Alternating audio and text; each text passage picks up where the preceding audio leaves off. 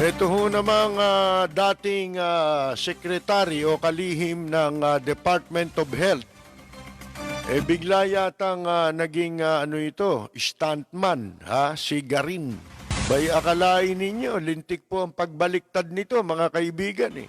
Mukhang ayos na ang buto-buto sa, sa administrasyon, ano po, ha?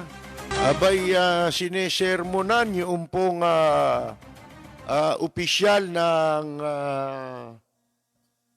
yung special consultant na pinagbitiw sa tungkulin, mga kaibigan. Nilecturean ni Kwan ni Garin.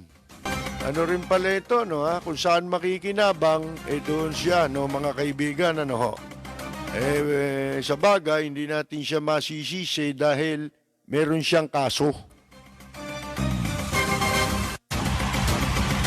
Baka yung kaso na yun, naareglo na, ano po. Sabi ni Garin, shut up doon sa, kay Liatchon, kay Dr. Liatchon. Tumulong ka na lang, ba? Biglang nag-iba tono, ano po, ha? Sintonado na. Yan ang masakit, ha? Sabi ko nga sa inyo, makapagsasalita ka lamang ng tama at ng katotohanan kapag hindi ka kasali sa sindikato. Yun eh. Sabi ho nitong si Garin, magugulat kayo. Etong si Janet Garin na ngayon congresswoman. Tatandaan ninyo yung tungkol sa bakuna na maraming namatay. Di ba kinakasuhan siya ron? Magtaka kayo, ha? Ang tagal na nahimik yung kasong yun, nawala. Di ba? Umepal pa nga siya doon Itong mahilig pumapel na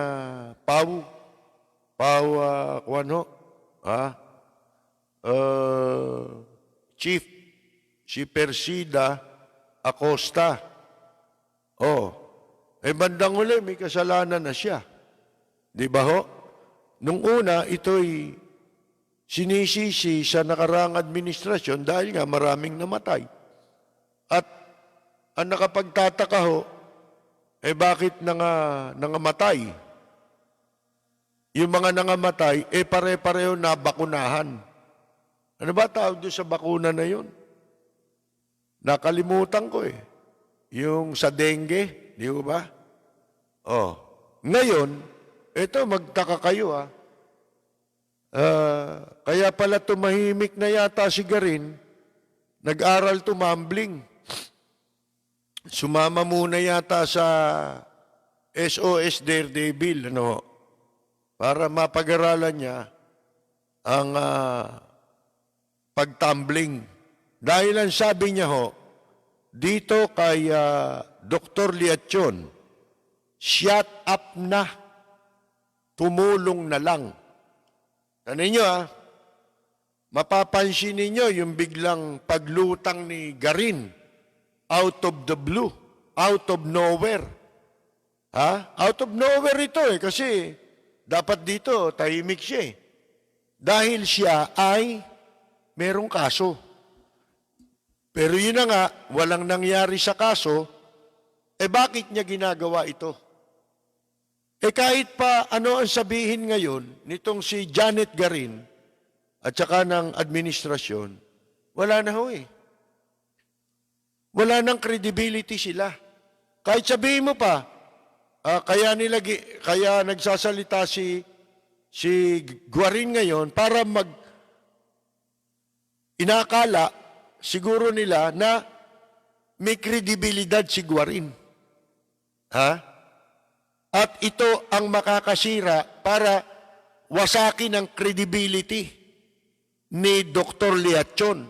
Yan ang pakay nun Ito, basahin natin It is not surprised that he was asked to resign from his post in the National Task Force. Yan ang sabi raw ni Guarin. Hindi raw nakakasurpresa na tinutukoy niyang tinanggal ay si Dr. Tony Liachon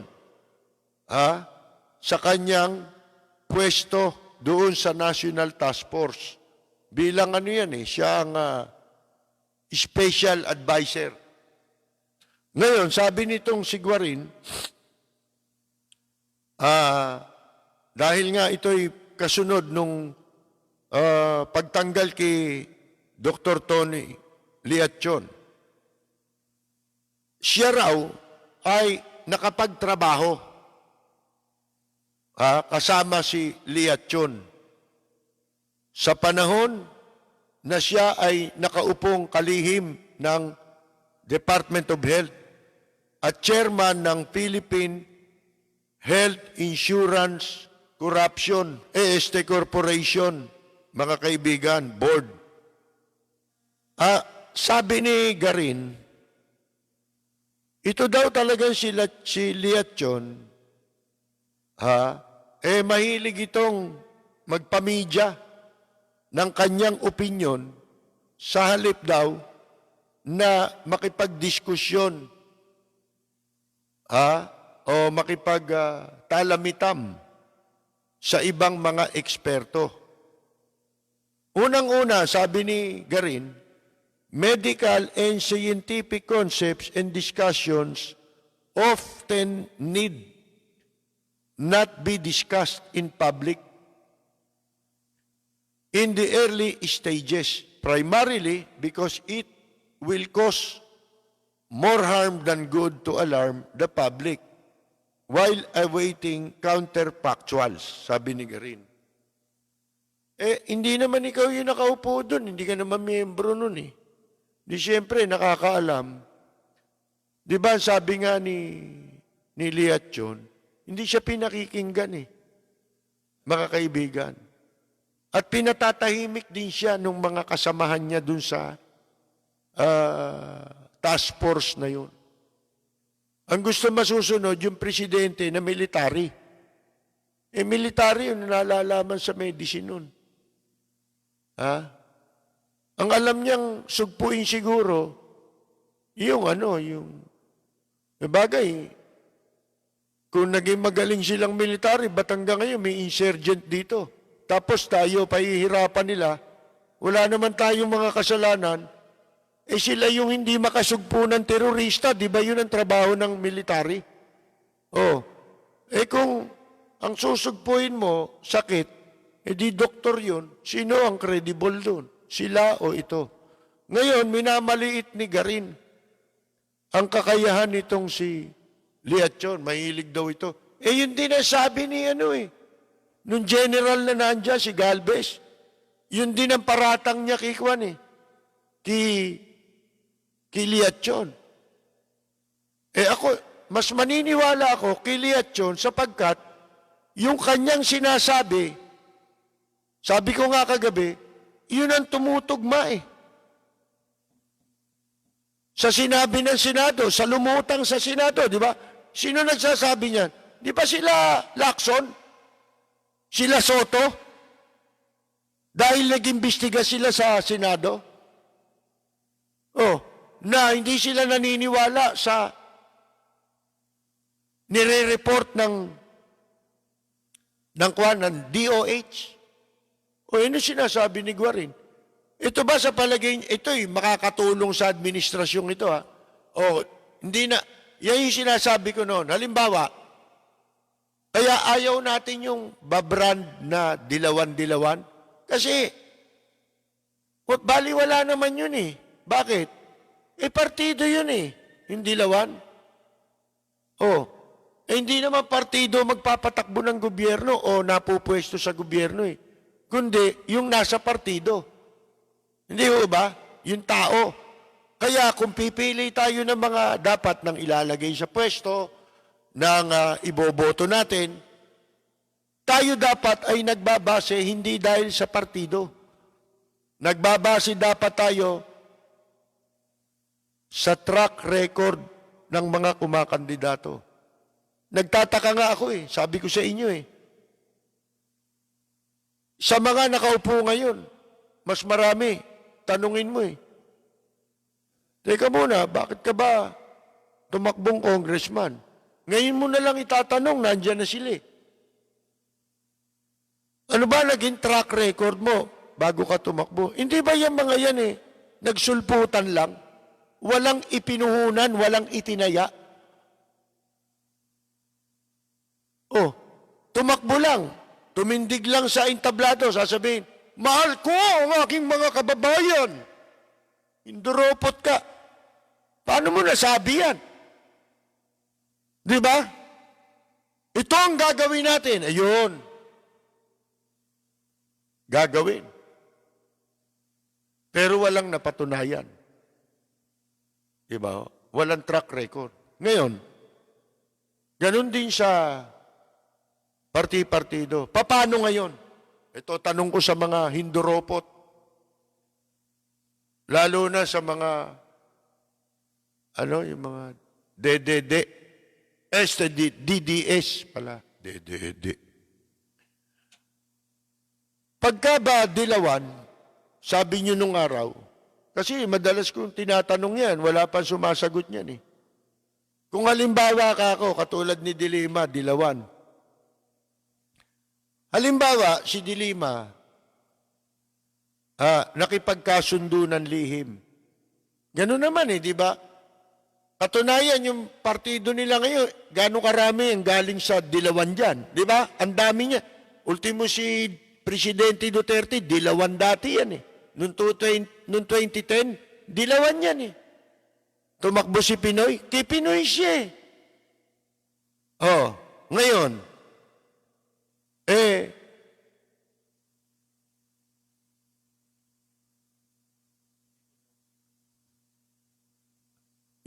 yung sinasabi, yung dilawan.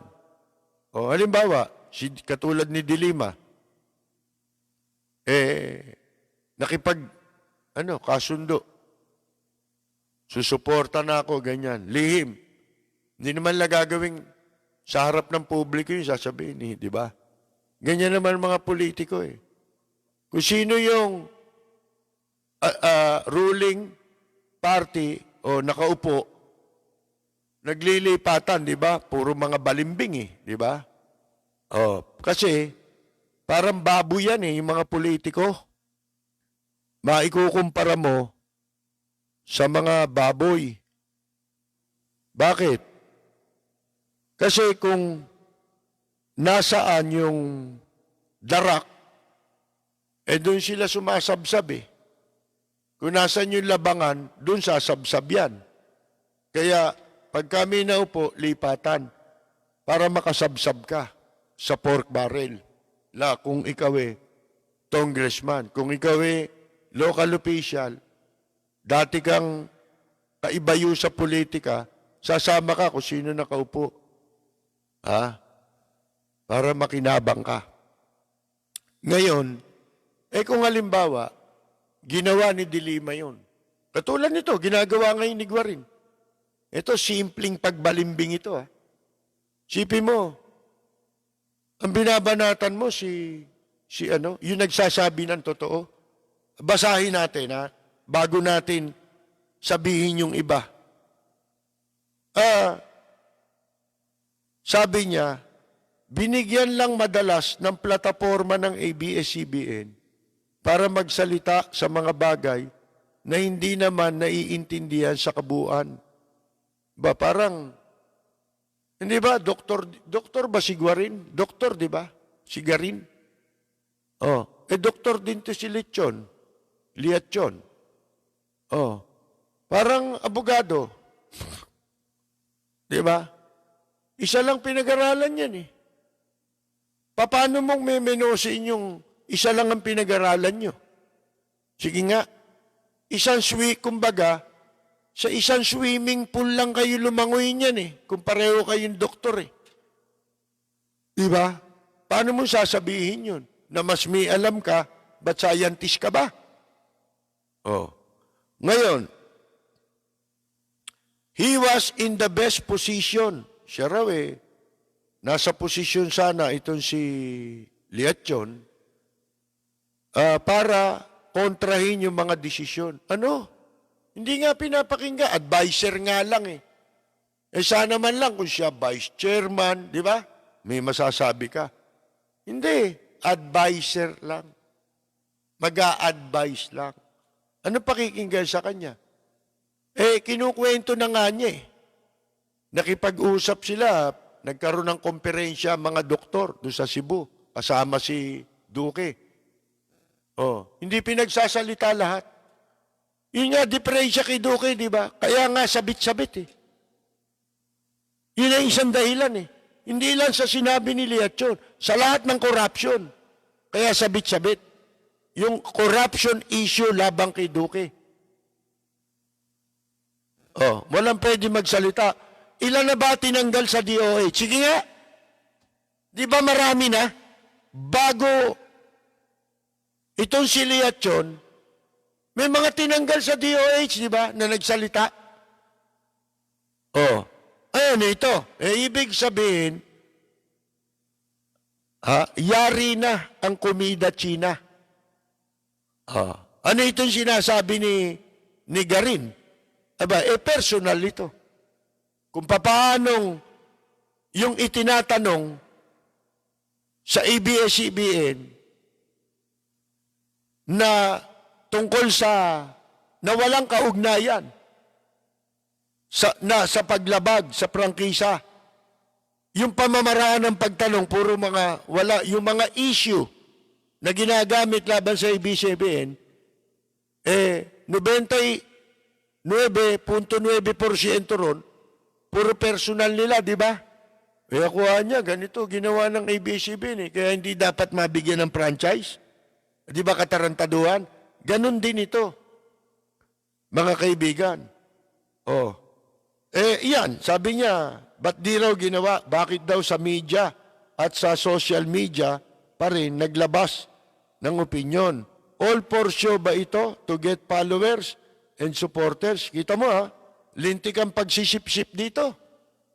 Nigarin, mga kaibigan. At para daw kay Liatchon, shut up na. Tumulong na lang. Yan. Kung nasa posisyon ka na, pero ang nagawa mo lang ay dumada at mag-post sa online, marahil hindi mo ginagawa talaga trabaho mo. Oh. Paano kung di ka pinakikinggan? Sige nga, Garin. Nasa pandemic tayo, sabi niya, ba maganda no? Yun ang laging sangkalan eh. Sa akin doon sa istasyon, ito rin sangkalan eh. Pandemic ngayon eh, dapat nagkakaisa. Bakit? Sino ba humahati? Di ba ang gumagawa ng paghahati-hati, ang unang kumakalaban doon sa kanilang ginagawa, itong mga opisyal din ng pamahalaan. Halimbawa, tayo, kayo, saksi kayo, nananawagan tayo, di ba? Magkaisa ka tayo. Sino hindi nagkakaisa? Sila. Sila yung sintunadong orkestra. Bakit hindi?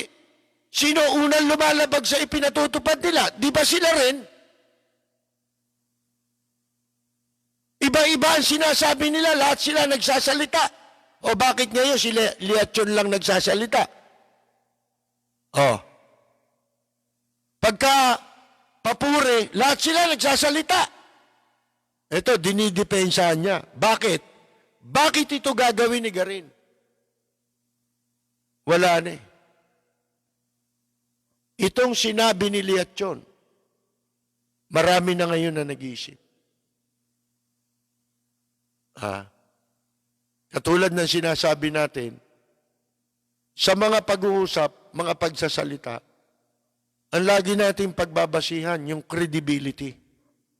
Kung na kanino, yung credibility sa pagsasalita, doon muna tayo. Katulad niyan, i-deny nila, kamukha ni Garin. Nasaan panig ka?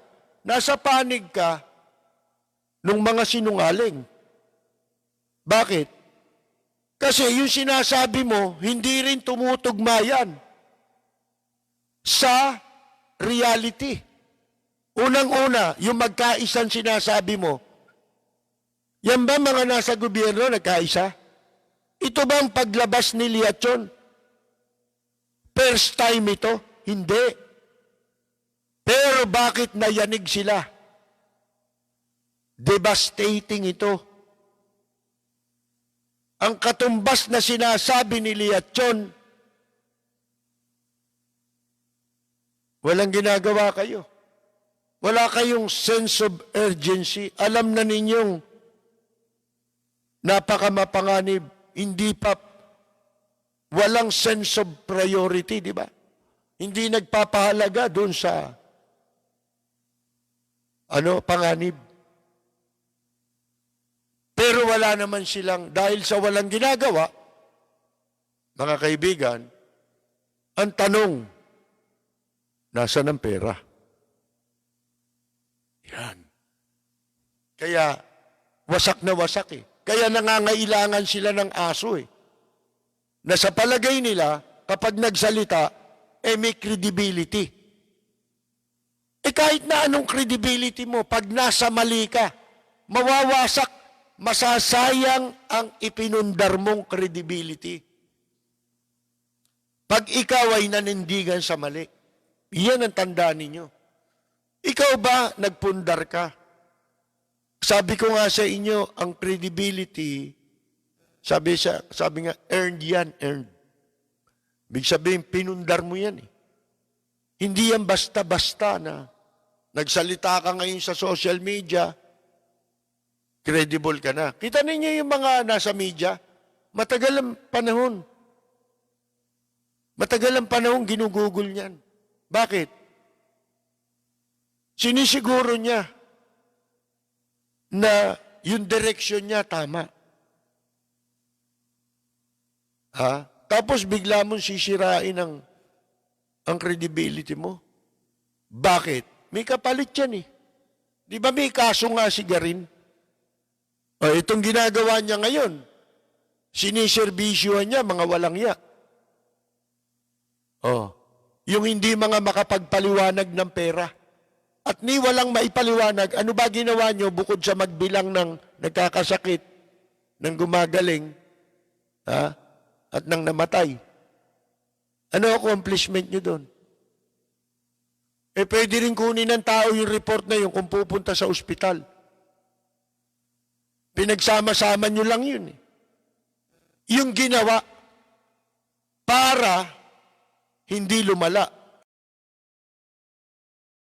Ito may balita tayo. Mukhang tumitigil na raw yung gulo ron sa Amerika. Hindi ko pa alam hindi tayo nakakasubaybay ngayon. Pero alam nyo, nangyari. Sangkaterba may sakit ngayon. Ang mga ospital ngayon, umaapaw ang itim. Tinanin ninyo.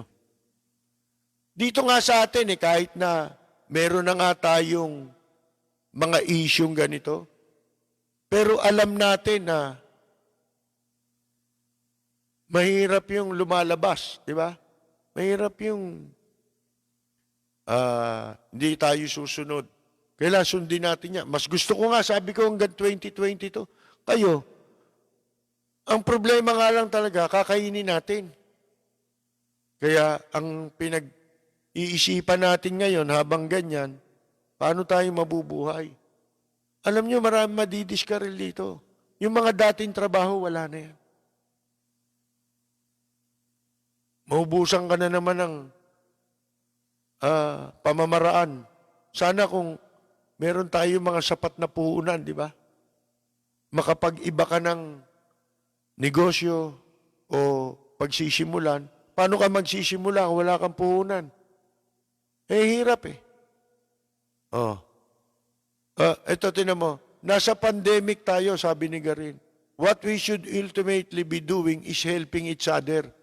The only way we will succeed in this fight against COVID is if we...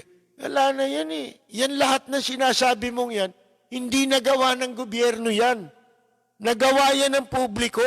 Pero yung gobyerno, hindi sumunod dyan. Sila Sinas, ano tawag mo ron? Nakipagkaisa ba yun? Marami pa. Ang sabi nila, walang sisingilin. Ba't na? Nagbiling ang Meralco, hindi naman nag-reading. Ang laki ng sinisingil. Walang mapapalayas. Ilan na yung napalayas sa bahay? Yung iba hindi na nagre-report. Hindi na napapa-publish. Ako may alam isang kaso. Okay, hindi totoo eh. May naparusahan ba? Yung pulis sa Pasay na pinalayas yung tenant, naparusahan ba yun? Di ba nirelieve lang? Di ba violation ng protocol yun sa pandemic? Bayanihan Act. Ha? Still as one. Heal as one. Mga kaibigan. Oh. Mukhang itong si Roque ang kanang kamay nang nagpapatakbo sa Malacanang mga kaibigan Kasi ito rin ang kasi dati naman dilawan din si Roque, di ba? Di ba? Oh, masasabi niyo pa ba ngayon yan? Yun ang sinasabi natin. Paano kung itong dilawan, sabihin, suportahan ka, sama na kami sa iyo, sali kami. Oh, hindi na sila dilawan. Di ba? Parang magnanakaw dati yan. Pag sumali sa inyo, ibig ba sabihin, hindi na magnanakaw? Yun ang masama mga kaibigan Alalahanin ninyo, si Dr. Jose Rizal ay hindi lamang isang doktor, inhinyero, at kung ano-ano pa. Merong isang pinakamahalagang pagkilala kay Dr. Jose Rizal. Ang buong mundo, ang mga bansang kumikilala sa kanyang kabayanihan. Kasi pati Germany, meron niyang mga monumento ni Rizal o ribulto ni Rizal na inilalagay nila sa iba't ibang bansa. Doon sa mga nagsaliksik, nagsipag-aral kung sino ba itong si Rizal. Hinangaan nila ang kabayanihan nito. Kaya pati sa kanilang mga bansa, nilalagyan siya ng ribulto. Mga kaibigan, bilang pagkilala sa kanyang naiambag para sa kalayaan. Isang halimbawa na pagtutularan. Mga kaibigan, kapag birthday, sabi ko nga sa mga nakaraan, di ba?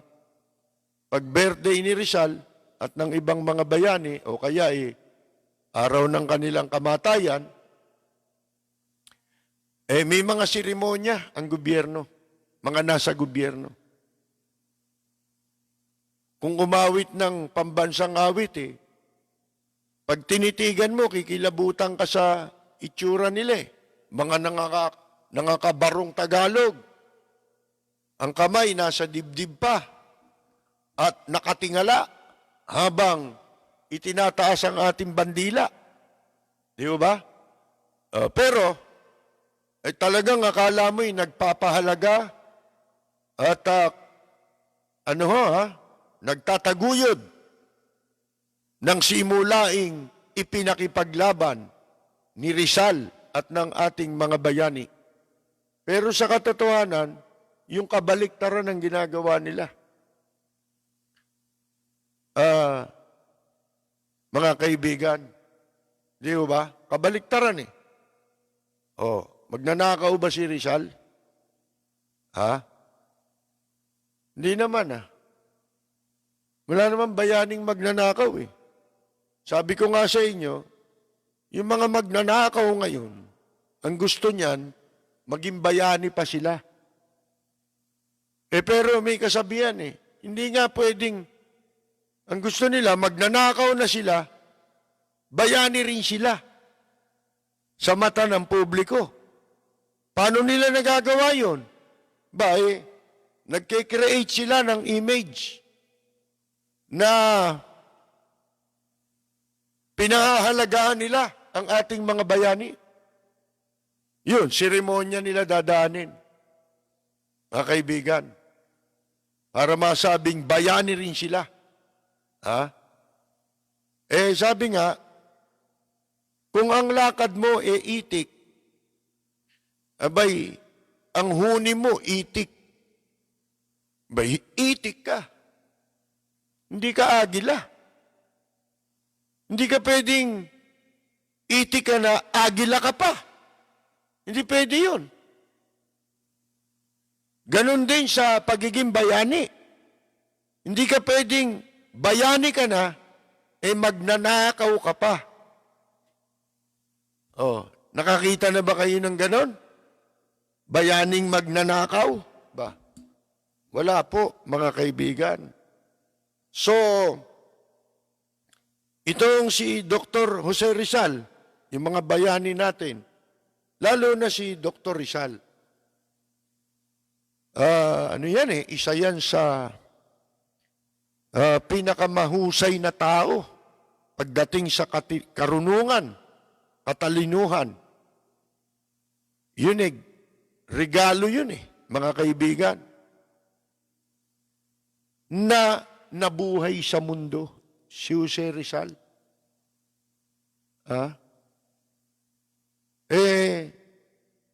Itong si Rizal nga, at mga bayani natin, akala natin mga national hero. Pero hindi sila nadideklara sapagkat hindi pagkakapirahan yun para pagkaabalahan ng mga mambabatas. Di ba? Hindi mo naman magagamit sa pagsisipsip yan. Yung pagpasa ng batas na nagdedeklarang sila Dr. Jose Rizal ay bayani. At ito pa, ano yung sinasabi natin kanina na bukod sa pagiging doktor, manggagamot, etc., engineer, lahat, ano yung pinakamahalagang papel na doon kinikilala si Dr. Jose Rizal? Yun ay ang kanyang pagiging journalist. Silang, kumbaga, ang founder ng journalism sa Pilipinas. Sila yun Lalo na si Dr. Jose Rizal. Sapagkat ang mga sulat ni Dr. Jose Rizal, mapalibro, mapaperiodiko, yan ang naging dahilan. Yan ang nagsilbing mitya para magising ang ibang mga bayani at ang mga mamamayan. Upang ipakipaglaban nila ang kanilang kalayaan. Dahil yung kalayaan, hindi ho nabibili yan. Mga kaibigan, yan ay ipinakikipaglaban. Yun ang ibig sabihin nun. Sa madalit sabi, sa simula pa lang, talagang ang mga mamamahayag na katulad nila, yan ang nagtataya. Kung ikaw ay isang klase ng mamamahayag na nakamukha nila Plaridel, nila Dr. Jose Rizal. Pero kung yung klase ng mga journalist daw sila, ano ba sinasabi ninyo dyan?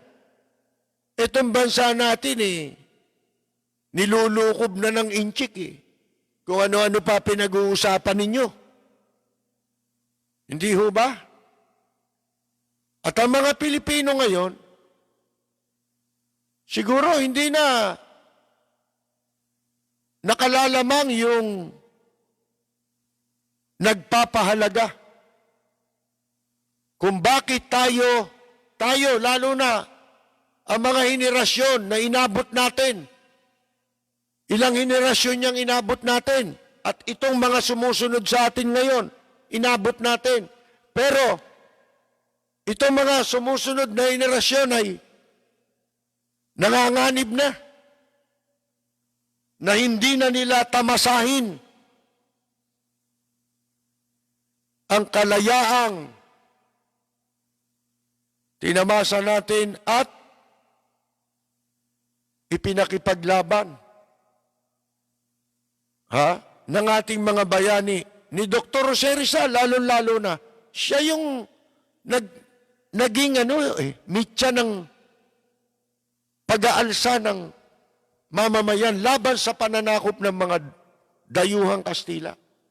Sipin ninyo, gaano kahabang panahon, 500 taon tayong sinakop ng mga Kastila. Inabuso.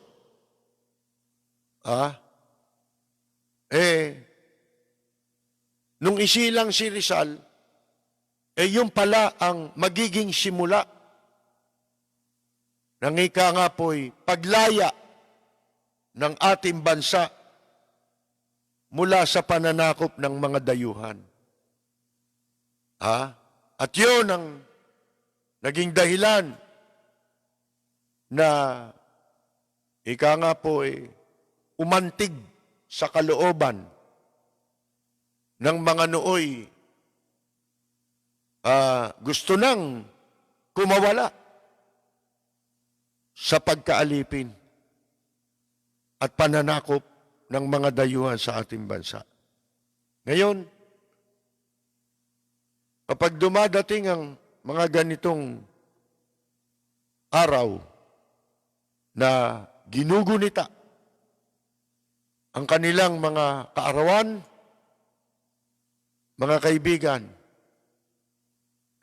ang daming, siyempre, para magkaroon lang ng aktibidad, itong mga traidor sa bayan, na hindi naman itinataguyod kung ano yung simulaing ipinakipaglaban ni Dr. Jose Rizal at ng mga bayani, mga kaibigan, para magkaroon lang ng aktibidad, nakikigunita. Naglalagay pa ng mga bandera yan, pinagkakakitaan pa nila yun. Magkakabit ng mga bandera sa karsada, kung saan-saan. Di ba? Pag birthday, namatay, ganun yan pinagkakapirahan, kinakalakal. Yan ba ang tamang pagpapahalaga sa kanilang mga pagpapakasakit? Isipin ninyo, ilang taon lang sila. Si Rizal noon between 34 to 37, di ko kabisado mga kaibigan. Yun lang ang edad niya Isipin ninyo yan. Pero sa mahabang panahon, gaano kahabang panahon, naghirap si Rizal, pinahirapan. Di ba? Kinulong, nag-exile muna, dinampot, tinapon sa dapitan. Yung iba naman sila, Plaridel, si Marcelo H. del Pilar, namatay sa gutom tsaka sa TB. Diba yan yung sinasabi nating hinanakit na katulad nung nasambit nung international singer natin na si Lea Salonga na PI Pilipinas, napakahirap mong mahalin. Iyan hindi man ganyang eksakto. Si General Luna, ganyan ang sinabi. At si Rizal nga, binasa natin yung sinabi niya, di ba, nung isang araw. Merong hinanakit kung marunong kang makiramdam sa kanilang mga isinulat. Meron siyang hinanakit. Di ba? Ang kanyang pakiusap, sana yung mga nabuwal sa lalim ng gabi ay inyong alalahanin. Ibig sabihin, pag wala na sila, pahalagahan naman ninyo yung aming ginawa at naiambag para sa paglaya ng bansang ito. Ngayon, makikita pa ba ninyo? Ito bang nangyayari ngayong walang habas na pagsasamantala, pagpasok, pananakot ng mga inchik dito sa Pilipinas, may nagpapahalaga pa ba sa kanilang ipinakipaglabang simulain? Wala na eh. Iilan na lang tayo na nag-uusap-usap. Pagka nag-post sa social media, may pa-like yung iba, pero konti pa rin. Isipin ninyo, napakarami nilang pinagdaanan, hirap na pinagdaanan, at dahil doon nabuwis ang kanilang mga buhay. Yan yung sinasabi ni Dr. Jose Rizal. Para niyang sinasabi sa ibang salita, abay, alalahanin naman ninyo ang ginawa namin paghihirap. Huwag niyo sayangin. Kumbaga sa negosyante, mayamang negosyante,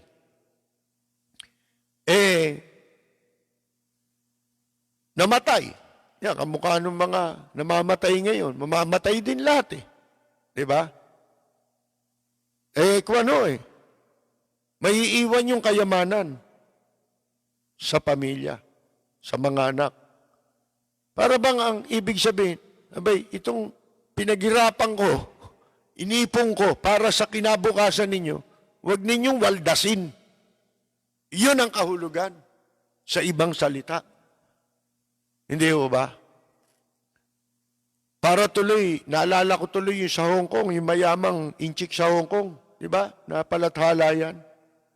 Siya yata yung pinakamayaman sa Hong Kong. Na negosyante. Alam ba ninyo, sa dami ng pera niya, nag-iwan man siya ng pamana sa kanyang mga anak, hindi siya nag-iwan ng sobra-sobra. Konti lang. Iwan niya. Yung sapat lang para sa kanila. Alam niyo kung bakit? Pinamigay nung inchik yung kayamanan niya sa kawang gawa.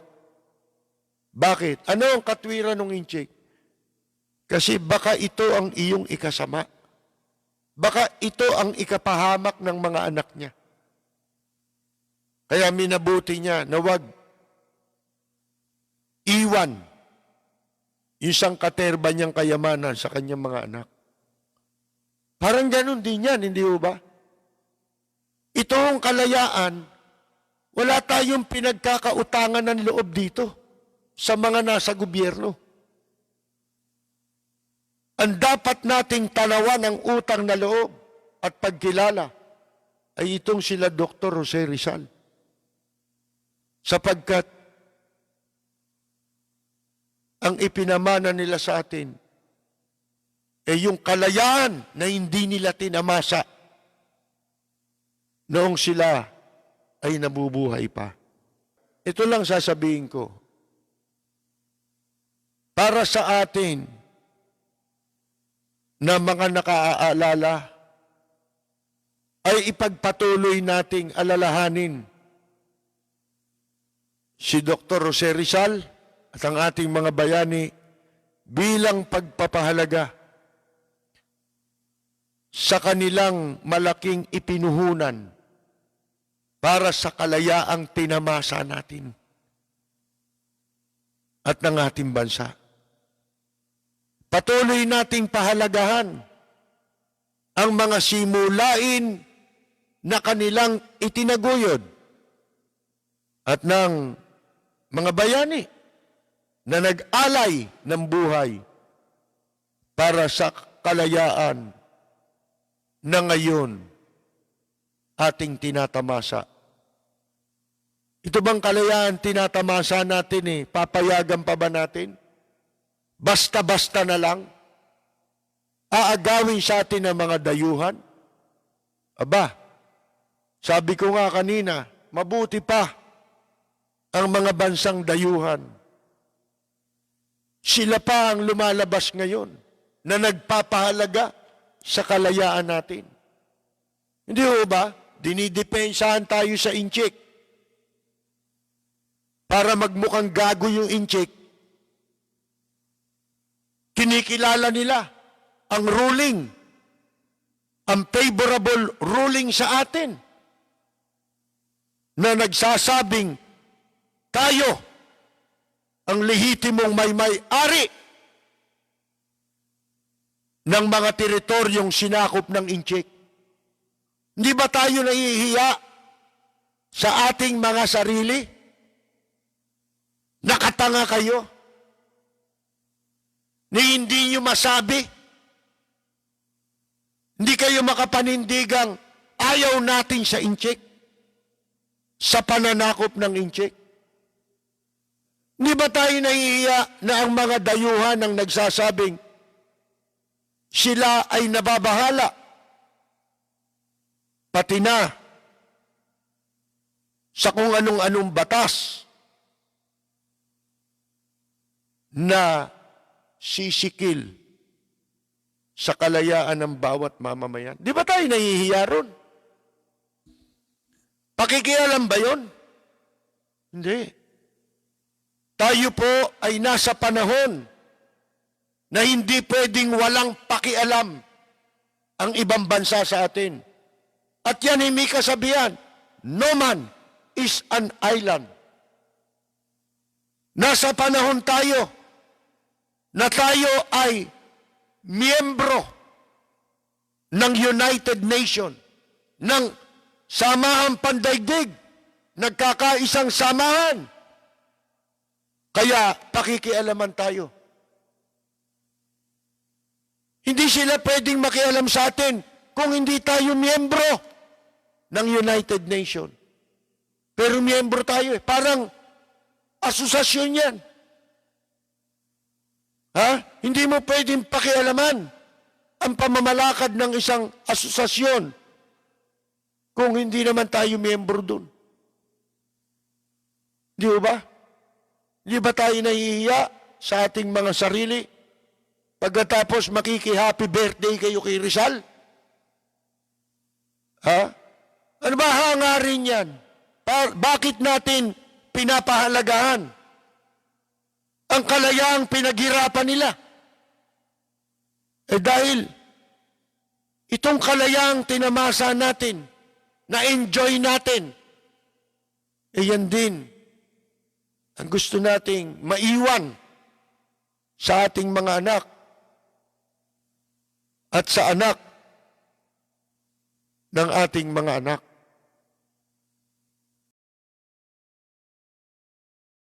Bilang paggunita sa kaarawan ni Dr. Jose Rizal, ang ating pambansang bayani, hindi dahil sa batas, pambansang bayani sa puso nating mga kumikilala pa sa Kanya at sa Kanyang mga nakasama. Okay, mga kaibigan, ngayon po naman ay meron tayong babatiin. Ano po? Binabati natin si Ginoong Arthur Abaya. Taga Napa Valley, California. Siya po ay bayaw ng ating kaibigang si Hector Ponasier. Binabati natin si Ginoong Arthur Abaya ng Napa Valley, California. Alumni daw to ni Presidente Duterte sa Sambeda, pero wala na. Ano na ho? Nagsisi na rin. Binabati natin si Cynthia Teves at ang kanyang apo, si Charlie Teves. At kasama siyang nanonood ng kanyang lolo na natutuwa daw sa pag tumatawa tayo. Ganun po ba? Totoo ba yun o ako'y pinagtatawanan? Ha? Ito ba nakakatawa? O, pakinggan nyo. Ina Valencia, Estela Suarez nagbuburles, si Pepsi Paloma, at si Rosana naglilislis, si Kirina Landipa, hubot-hubad nagbobomba. Talaga ito si Bad Elio. Ito, pinasasaya ako nito mga kaibigan. Ngayon merong may birthday Sino nga ba yung... wala bang may birthday ngayon? Pasasalamatan ko rin si Ginoong Pepe Ton, J. Anton, ng kanyang pangalan. Hindi ko pa nababasa yung buong, meron siyang mga information tsaka opinion na i-message niya sa ating sa FB para sa atin. Pero bukas siguro madadigest ko kung ano ibig sabihin nitong mga sulat ninyo rito. At nagpapasalamat po ako sa inyo. Pagkakaalam ko, taga United States sila sa Amerika rin po mga kaibigan. Maraming tayong natatanggap sa katotohanan lang ng mga liham ngayon. Si Pedro Pinduco, binabati natin ang ating mga katropang Lapid Pyro. Si Nakaani, Flormata Saludes, Kaenyang Mina, Carmela Torres Balcos, Carol Torres Brihiño, si Rosita DC, si Andres Bonifacio ng Michigan, si Buenos Dias Joel Diaz, at Carolina Luge ng Italy, si Jorge Beichong ng Tokyo, Japan, Ella Samson Albiar, sino pa ba? Si Yula Sotelo, yan. Si Arlene at Simon Barrias sa Amsterdam, yan. Si Pedro Penduco, Ted Noriega di Maculangan, Maria Cruz, si Evangelito Dalangin, Charlie Fry, isang mahusay na singer, songwriter, arranger din po yan. Si Romualdo Reyes, Junior Dal, Oswald Cortez Samson Jr., Edwin Angara ng Australia, Benigno Zamora,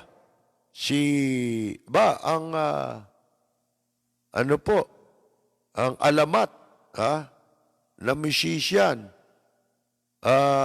ng bandang Moonstrucks, Toto Yeldama ay ating pong binabati. At ang kanya may bahay, siyempre si Carmela.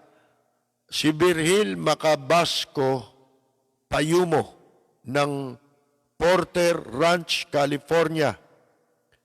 Si Arthur Angelo E. Fedelino, Nixon Nang Torres at si Mary Jane Molina sa New York po ay nanonood sa atin. Si Greg Veluz Jr., ang ating katropang si Maita Basilio. Si Ed B. J. Kiazon ng Sydney, Australia. Si Joanna Carla Digos. Si Hosni Julian ng Qatar. Si Rebecca Estrella. Si Rebecca. Si ano nga pala, binabati natin, si Grace Padilla, at si Telang Padilla ng Padilla Clan. Si Priscilla Mercado Uy, Junsky Walter Monje Cabs. Si Danny Boboy Duran. si Willie C. Ha? Sergio Perez, si Gina, binabati natin, ha? Gina ng Maynila, katropa natin yan. Si Mike Madela, ang mahusay na gitarista po ng First tuloy, FBC Rebirth, Family Birth Control, Rebirth, si Danny O, magaling na gitarista yan. Si Mama Gigi, binabati natin. Senyor Toots, Almasan. Mga miyembro dyan, katropa natin. Si Alex Bien Tins Ocampo. Henry De Leon Esposo. Si Richard Galliano. Yung kay Mayor Lim. Bukas na ulit, paalala mo ng maaga-aga. Richard, tungkol ba saan yung nabanggit natin? Kay Mayor Lim. Si Mayor Lim kasi, nung nakaupo yan, ang konsuelo namin dyan, ito. Si Mayor Lim, ayaw niya nung, yung pinipigilan mo ang kalayaan ng tao sa pagsasalita. Baka akala ninyo, mas maganda bukas, kwento yan. Paano ba ako naging kaibigan ni Mayor Lim? Yan, magandang kwento. Kasi alam nyo, nagsimula, si Mayor Lim, binabanatan ko yan. Hindi ko kinakausap yan. Pero nung simula, idolo ko talaga yan. Kaya lang nabwisit ako dun sa mga tao niyan. Alam nyo naman nun napakabango ni Mayor Lim, di ba? Panahon ni Cory. Yung mga dyan, nakala mo kung sino. Kaya nung nawala na yung mga yun, si Mayor Lim, tsaka ako naging kaibigan, si Mayor Lim. Pero sa katotohanan, sa simula pa lang, idol ko na talaga si Mayor Lim. Kasi mahabang kwento yan, maganda siguro bukas ko ikwento yan sa inyo. Di ba? Tuloy natin tong mga pagbati. Si June Gases, ang bokalista po ng dating bandang Abracadabra, nasa Guam po si June. Si Marlon Pexon ng Chicago, na kaibigan natin, nandun din po. Si Attorney Berteni Kausing, si May J, si Myla Padilla, mga Padilla clan, si Benigno Zamora po ay nanonood sa atin from London. Si Concepcion Ison Chulbo, tsaka si Ledge Chulbo ay binabati natin. Oldies but goodies. Si Rogie Tortal Aquino. Mga kaibigan.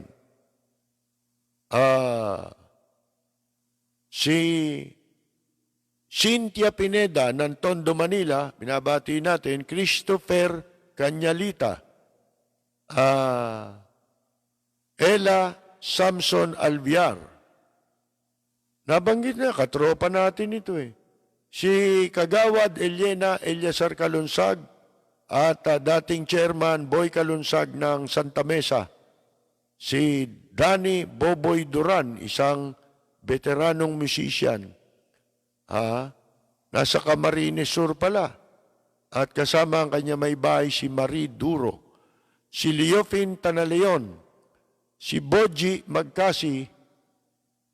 Nick Ignacio, Cheryl Belen, na nakikinig nanonood from Antioch, California.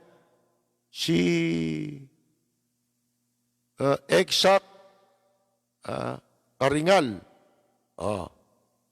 Si Butch Spark, Placido Corbito, Joanna, nabanggit na natin si Joanna, tsaka yung kanyang anak na si Rizu. Binabati natin. Si Lani Liwanag, Castor Sevilla, yan. Garcia Antonio Norman Sr. Ba, nakakatakot to ha. Sa NBI, magsasara muna. Merong mga nagpositibo ron na hindi ko alam kung bilanggo o kwan eh. Mga agent eh. Bilanggo yata eh. Ha? Ha? Oh, yung si Roy Japantor ha, ng Tokyo at Osaka. Hokkaido rin, pwede rin. Saan nyo gusto magpunta riyan, yan lang ang pwedeng kontakin nyo dyan. At subok na ho ang kanilang serbisyo pagdating sa pamamasyal sa Japan. Ho? Roy Japan Tour.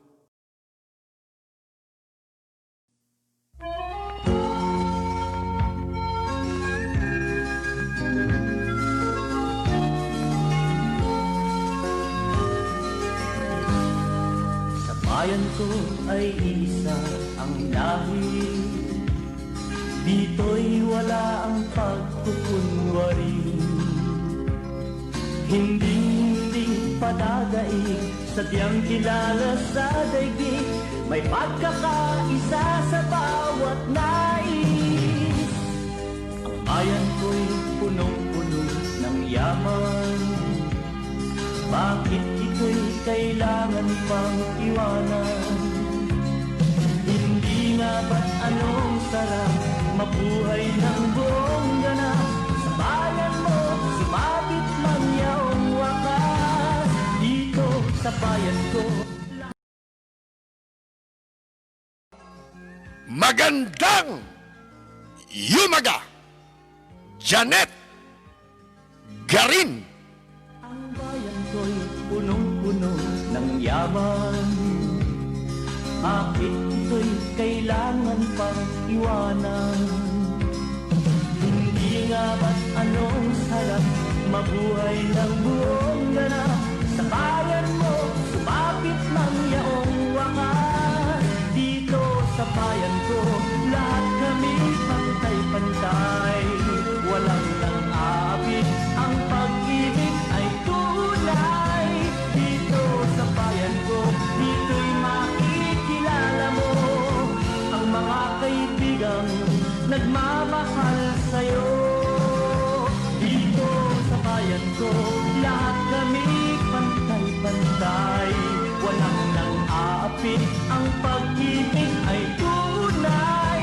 Dito sa bayan ko, dito'y makikilala mo ang isang kaibigan, ang mga kaibigan, ang bawat kaibigan na